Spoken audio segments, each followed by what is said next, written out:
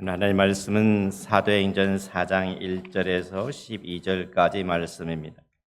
신약성경 사도행전 4장 1절에서 12절까지입니다. 저와 여러분이 한 절씩 읽겠습니다. 사도들이 백성에게 말할 때 제사장들과 성전 맡은 자와 사두개인들이 이르러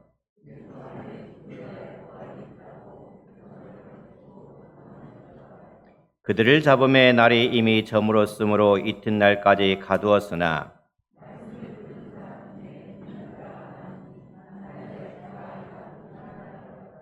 이튿날 관리들과 장로들과 서기관들이 예루살렘에 모였는데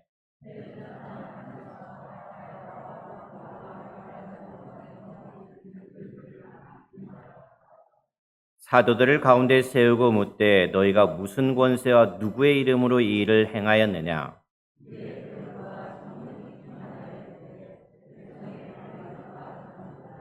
만일 병자에게 행한 착한 일에 대하여 이 사람이 어떻게 구원을 받았느냐고 오늘 우리에게 질문한다면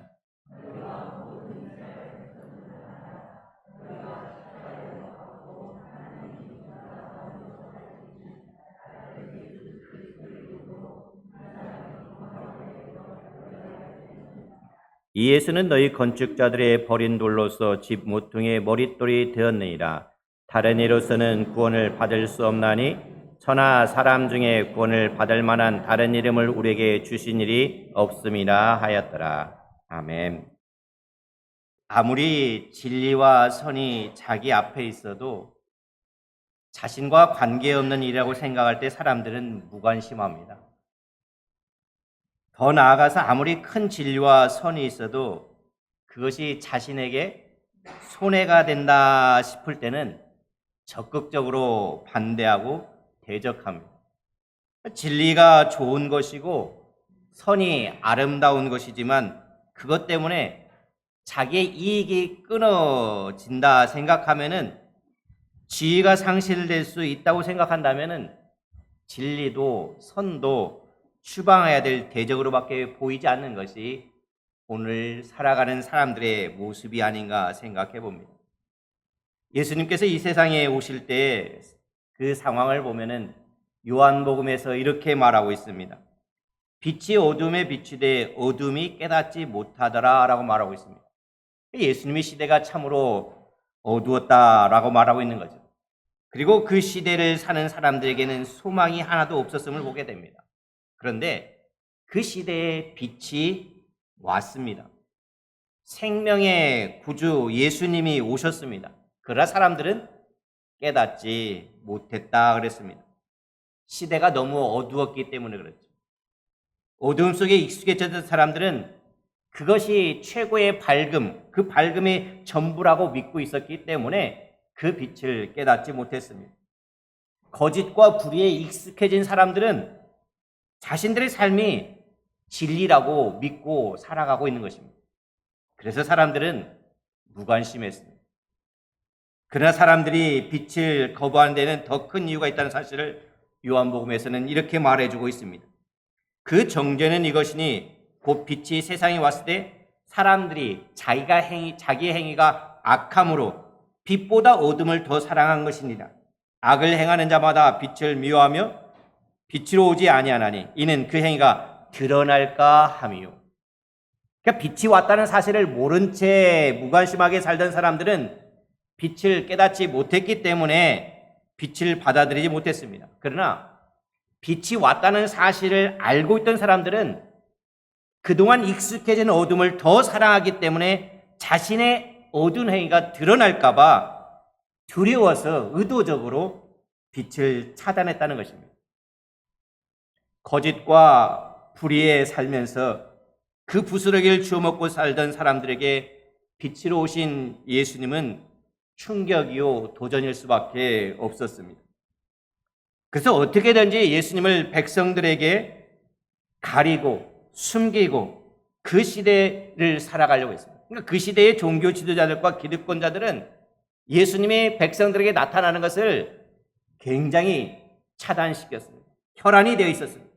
그래서 예수님을 신성 모독죄로 고발하고 백성들을 선동시킵니다. 그리고 결국에는 십자가에 못 박아 죽게 하고 그 무덤을 단단히 봉하게 했던 것입니다. 그렇지만 진리는 감출 수가 없는 것입니다. 모든 것이 하나님 앞에서 벌거벗은 것 같이 드러나게 되어 있는 것입니다. 예수님은 무덤을 열고 다시 살아나셨습니다. 죽음을 이기시고 승리하셨습니다. 어둠의 사탄의 세력을 결박하시고 온 세상에 생명의 빛을 비추어 주셨습니다. 그리고 부활하신 주님인 오늘 또 살아계셔서 병든 자를 고치시고 안진뱅이를 일으키시고 가난한 자에게 희망을 주시고 죽은 자를 살리는 능력을 부활을 믿는 모든 믿는 자들에게 이것을 넘겨주셨습니다. 초대교회는 어떻습니까? 부활하신 나사렛 예수의 이름을 붙잡고 살아가는 사람들이 모이기 시작했습니다. 사람들은 그 이름으로 죄사함을 받았고 그 이름으로 구원을 받았고 사도들은 그 이름의 능력으로 기사와 이적과 표적을 행하였습니다. 이쯤 되자 유대 지도자들은 어떻겠습니까? 긴장하기 시작합니다. 사도들이 말하는 그 예수는 자신들이 십자가에 못 박혀 죽겠습니다. 그런데 십자가에 달려 죽은 그 예수가 다시 살아나셔서 구주가 되셨다고 그 제자들이 외치고 다니니 그러면서 그 사도들과 그를 따른 자들이 점점 많아지니까 자신들의 그 신앙의 허구성이 드러날 것을 두려워했던 것입니다.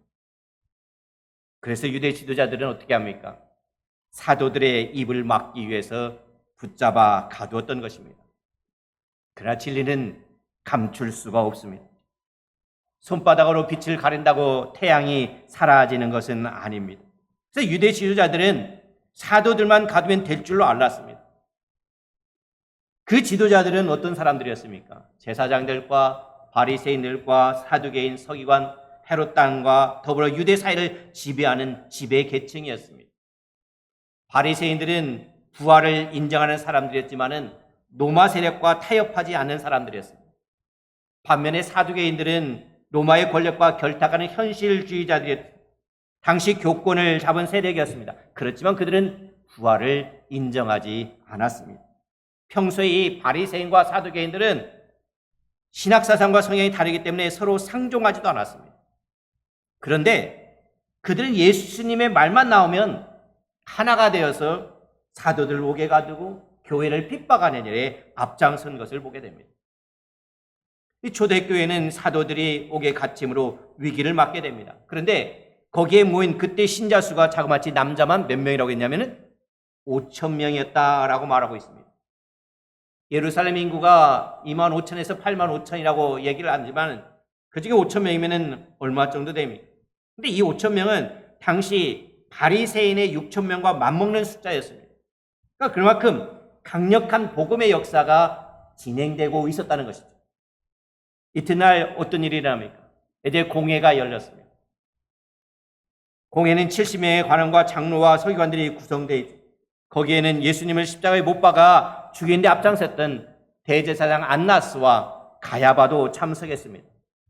그들은 예수님을 신문하던 방식대로 사도들 중앙에 세우고 물었습니다. 7절에 이렇게 말합니다. 사도들 가운데 세우고 묻되 너희가 무슨 권세와 누구의 이름으로 이 일을 행하였느냐라고 묻습니다. 그러니까 그들은 걷지 못하는 일을 이렇게 세운 것에 대해서 무슨 권세로 누구의 이름으로 그런 일을 행하냐고 물었습니다. 그들은 어땠습니까? 예수님이 성전에 들어가서 가르칠 때도 너가 무슨 권위로 이런 일을 하고 누가 이 권위를 주었느냐라고 따진 적이 있습니다. 그들은 걷지 못하는 일을 이렇게 세운 사건을 이제 정치적으로 몰아갑니다. 그들은 예수님을 십자가에 못 박아 죽일 때도 신앙적인 문제를 정치적인 것으로 해석하고 각색하고 변절시켰습니다. 고난에 직면한 사도들은 이 문제를 해결하기 위해서 그 5,000명이 어떻게 할 수가 있습니까? 야, 다 모여라. 함께 모여서 그들과 대적해서 싸울 수도 있었습니다. 아니면 작전상 후퇴라는 말이 있듯이 잠깐 그들이 복음 전하는 것을 멈추고 중단할 수도 있었습니다. 그러나 환난과 핍박을 받을 때 사도들의 자세는 어땠습니까? 8절에 이렇게 말합니다. 이에 베드로가 성령이 충만하여 이르되 백성의 관리들과 장로들아. 그러니까 베드로는 그 시간에 뭐 했습니까? 성령이 충만했습니다. 성령의 일반적인 역할은 뭡니까? 우리를 거듭나게 합니다. 또 거룩하게 만들어가는 거죠. 근데 성령은 우리로 예수 그리스도를 영접하여 거듭나게 하고 거룩한 삶을 살게 하는데, 더 나아가서 성령은 하나님께서 우리에게 맡기신 그 일을, 사명을 감당할 수 있는 힘을 주는 성령입니다. 근데 우리가 지난 주에도 얘기했지만 성령으로 충만을 받으라고 했는데, 많은 사람들이 교회에서 성령 충만하면은 어떤 방언을 한다든지 병 고치는 은사가 있다든지 예언하는 은사, 이런 것만 생각합니다. 그러나 성령 충만은 그러한 황홀함을 경험하는 것이 결코 아닙니다. 성령 충만은 몽롱한 것이 아닙니다. 성령 충만은 정신이 또렷합니다. 성령 충만은 사명 충만입니다. 하나님의 말씀을 전하고 싶은 전도 충만입니다. 기도하고 싶은 기도의 충만입니다. 지혜가 충만한 것입니다. 그러니까 베드로가 성령 충만했을 때 그는 정신이 맑았습니다. 예수님이 일찍이 제자들에게 이렇게 말합니다. 너희를 넘겨줄 때 어떻게 또는 무엇을 말할까 염려하지 말라 그랬습니다. 그때 너희에게 할 말을 주리니 말하는 이는 너희가 아니라 너희 속에서 말씀하시는 이 곧 너희 아버지의 성령이라 라고 예수님께서 말씀하셨습니다. 그러니까 예수님은 제자들에게 너희들이 이제 공회에 끌려가서 결박을 받을 때가 있다고 말씀하셨는데, 그때 무슨 말 할까 염려하지 말라고 말했다는 것입니다. 그때 성령께서 너에게 할 말을 주시라 말씀하고 있는 것입니다. 예수님의 말씀이 지금 바로 베드로를 통해서 이루어지고 있습니다. 베드로와 요한은 대사장 앞에서 성령 충만하여서 담대하게 복음을 전합니다. 사람이 성령 충만하게 되면은 담대해집니다. 두려움이 없어집니다. 어떤 고난이 닥쳐도 두렵지 않습니다. 어떤 굴욕을 당해도 참아낼 수가 있습니다. 어떤 핍박도 이겨낼 수가 있습니다. 심지어 죽음도 두렵지 않습니다. 성령 충만한 베드로는 이 원수들 앞에서 담대하게 말씀을 전합니다. 10절에 이렇게 말합니다. 너희와 모든 이스라엘 백성들은 알라. 너희가 십자가에 못 박고 하나님이 죽은 자 가운데 살리신 나사렛 예수 그리스도의 이름으로 이 사람이 건강하게 되어 너희 앞에 섰느니라 라고 말합니다. 그러니까 베드로는 예수님께서 십자가에 죽으실 때 어떻게 했습니까? 두려워서 도망갈 정도로 겁이 많은 사람이었습니다. 그러나 이제 베드로는 복음의 원수 앞에서 담대하게 너희가 죽인 예수가 살아났다라고 외치고 있다는 것입니다. 사도들은 기회 있을 때마다 담대하게 복음을 전했습니다. 그들은 자연스럽게 예수님의 이야기, 부활의 이야기를 했습니다. 그들은 부활의 승리를 노래하고 하나님을 찬양했습니다. 이런 용기가 어디에서 나왔습니까? 이는 그들이 오순절 성령 강림을 통해서 살아계신 예수님을 만났기 때문에 그렇습니다. 부활하신 예수님을 만났을 때 그들 마음의 첫 자리에 예수님이 계셨다는 것입니다. 그러니 그들은 예수님을 이야기하지 않을 수 없었고 예수님의 부활을 전하지 않을 수가 없었다는 것입니다. 예수님은 일찍이 이런 말씀하십니다. 선한 사람은 마음에 쌓은 선에서 선을 내고 악한 자는 그 쌓은 악에서 악을 내나니 이는 마음에 가득한 것을 입으로 말함이라 라고 말하고 있습니다. 마음이 무엇인가로 가득 차 있으면 그 가득 찬 것을 말하게 된다는 것입니다. 사람이 무력으로 가득 차 있으면 돈 이야기를 합니다. 마음이 원망과 불평으로 가득 찬 사람은 남의 흉을 보고 원망하고 불평하게 됩니다. 반면에 마음에 기쁨과 소망이 가득 차게 되면 기쁨을 노래하고 소망을 이야기하게 됩니다. 예수님의 은혜와 사랑으로 가득 찬 사람은 예수님의 이야기가 절로 튀어나오게 됩니다. 말과 행동은 그 사람의 마음과 생각의 표현인 것입니다. 우리의 마음이 예수님으로 가득 차 있기를 바랍니다. 우리의 마음이 밝은 자화상으로 조각되어 있기를 바랍니다. 우리의 마음이 하나님의 은혜와 소망과 사랑과 기쁨과 감사로 넘쳐 흘러 있기를 바랍니다. 그래서 우리가 입을 열면은 자연스럽게 하나님의 은혜와 사랑과 소망과 기쁨과 감사와 축복을 말할 수 있는 한결의 성도들이 될 수 있기를 바라는 것입니다. 더 나아가 베드로는 예수 그리스도만이 유일한 구원자이심을 선포합니다. 절대적 구원자이심을 선포합니다. 4장 11절에 이 예수는 너희 건축자들의 버린 돌로서 집 모퉁이의 머릿돌이 되었느니라 라고 말합니다. 이 말씀은 시편 118편 22절 말씀을 인용한 말씀입니다. 예수님은 포도원 비유를 말씀하실 때 이 말씀을 인용하기도 하셨습니다. 사도들은 역사의 현장에서 이 말씀을 정확하게 인용합니다. 예수님은 건축자들의 버린 돌이었습니다. 예수님은 사람들에게 철저하게 버림받았습니다. 예수님은 태어나실 때부터 사람들로부터 버림받으시고 무관심과 냉대 가운데 말구유에서 태어나셨습니다. 고향 사람들로부터도 배척을 받으셨고 심지어 자기가 가리켰던 제자들로부터도 배반을 당했습니다. 예수님은 동족들과 종교 지도자로부터 버림받아서 영문 밖에서 십자가에 달리셨습니다. 예수님은 십자가에서 인간으로서 참기 힘든 수모와 고난을 당하셨습니다. 예수님은 십자가에 죽으셨습니다. 천지를 창조하신 그 하나님께서 세상에 오셨으나 마치 건축자들이 집을 짓다가 필요 없다고 내버린 돌처럼 사람들로부터 버림받았다는 것입니다. 그러나 하나님은 그 예수님을 모퉁이의 머릿돌로 삼으셨습니다. 어렸을 때 시골집에서 집을 짓는 모습을 봤습니다.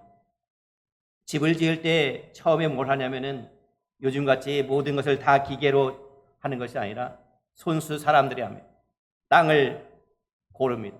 땅을 고르고 거기를 쾅쾅 찝니다. 단단하게 찝니다. 그리고 머릿돌을 놓을 것을 또 구멍을 파서 거기를 더 단단하게 찝니다. 그 다음에 거기다 돌을 놓습니다. 그게 바로 기초석이 되는 거예요.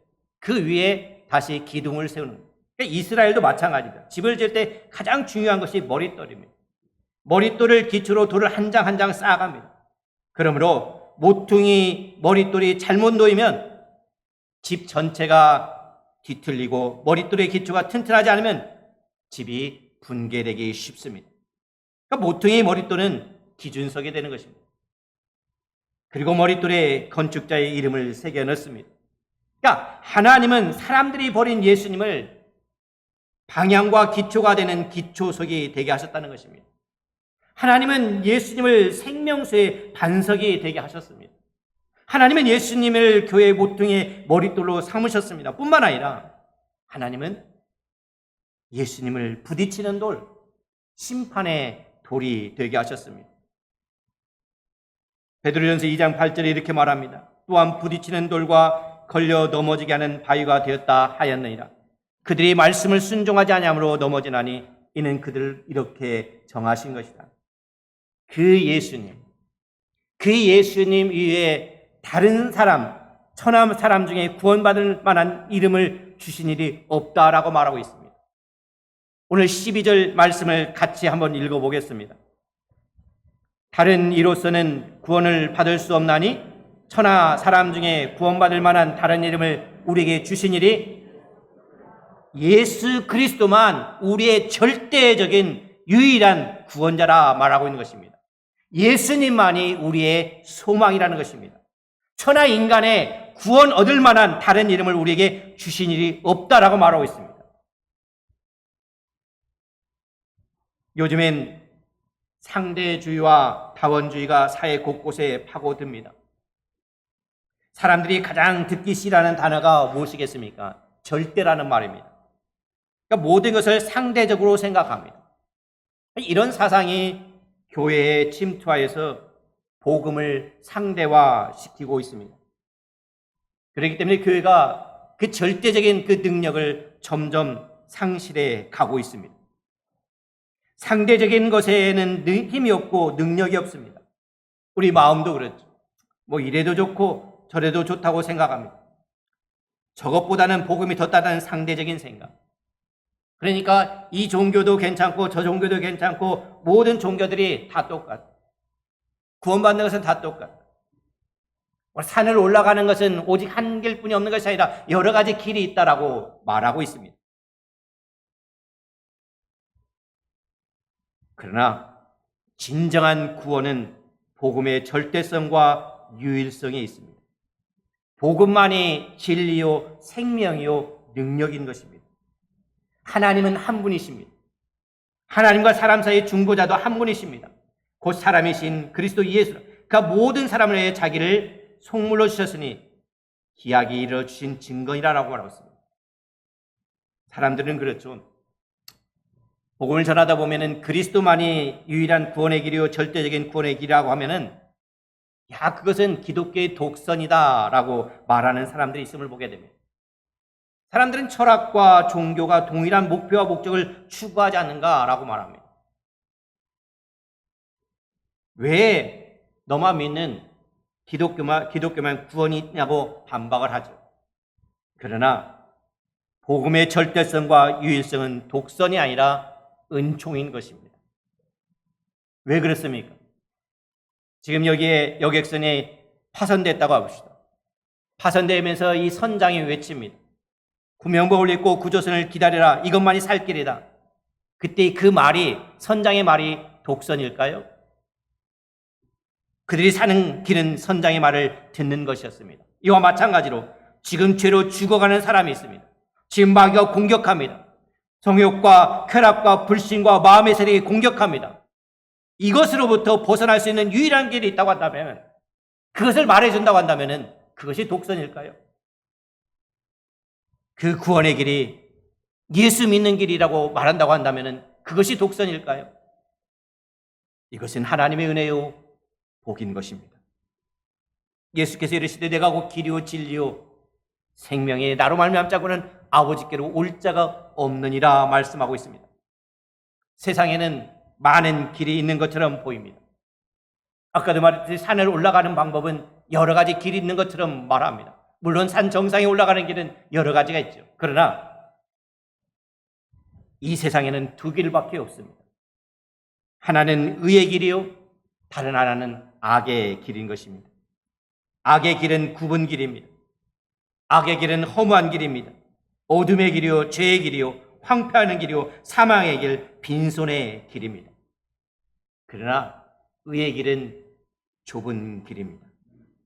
의의 길은 진리의 길이요, 의의 길은 거룩한 길이요, 평탄한 길이요, 부유한 길이요, 정직한 길이요, 생명의 길이요, 평강의 길이요, 새로운 살 길이요, 부유한 길, 천국 보화를 하나님 안고 돌아가는 길이 의의 길인 것입니다.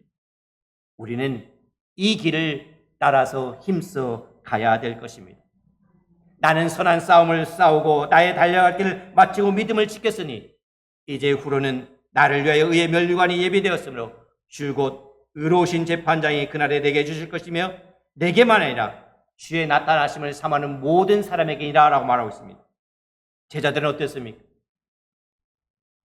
복음을 전하다가 핍박을 받습니다. 제자들은 핍박하는 그들을 향해서 오히려 구원의 메시지를 외치고 있다는 것입니다. 그대들이여 나를 핍박하시오. 나는 더욱더 소리 높일 것입니다. 그대들이 나를 이 감옥 속에 갇고 짓밟으십시오. 내 목소리는 더욱더 커질 것입니다. 왜냐하면 예수 그리스도는 생명의 빛이요 길이요 구원이기 때문에 그렇습니다. 우리 또한 마음이 복음으로 가득 차서 어떤 고난 중에도 예수님의 이야기, 부활의 이야기를 말할 수 있는 복음의 사자들이 될 수 있기를 바랍니다. 다른 이로서는 구원을 받을 수 없다 분명히 말하고 있습니다. 이 시간에 우리 예수 그리스도를 믿음으로 말미암아 구원받는 성도로서 또 이 구원받은 사실을 또 다른 사람들에게 전할 수 있는 믿음의 용사들 되기를 간절히 소망합니다. 기도하겠습니다.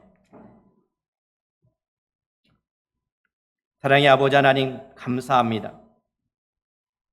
복음을 전할 때 순탄한 길만 있는 것이 아님을 보게 됩니다. 하나님, 그럴지라도 우리에게 주어진 그 일들을 끊임없이 담대하게 전할 수 있도록 우리가 성령으로 충만케 하여 주시옵소서. 하나님의 한길교회 모든 성도들이 다른 이로서는 구원 없다는 것을 분명히 알고 오직 예수 그리스도에게만 소망이 있다는 것을 알고 예수님을 믿는 믿음으로 살아갈 수 있도록 붙들어 주시옵소서. 감사와 찬양 아버지께 올려드리며 우리 주 예수 그리스도 이름으로 기도하였습니다. 아멘.